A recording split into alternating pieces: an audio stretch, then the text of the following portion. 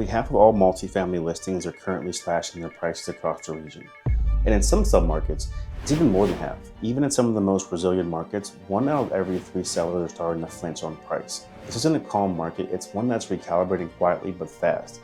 This is your Q4 2025 Hampton Roads multifamily market update. Let's dive right in.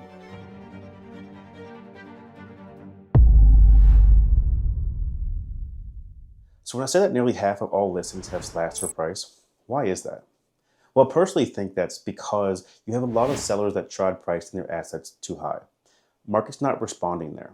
A little bit later in the video, I'm going to show you where we are at actively with inventory relative to transactions. That's mind-blowing.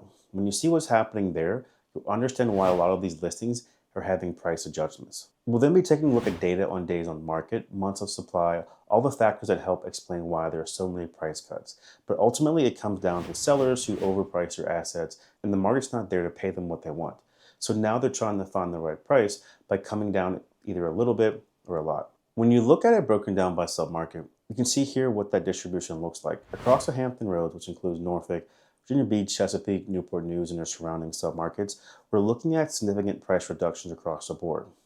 Now, when you look at the different submarkets, Hampton Roads as a whole has had more than half of all C-class listings reduce pricing. The average reduction is sitting at 8.1% in some submarkets. It's a lot higher than what you're seeing in comparable mid-Atlantic markets.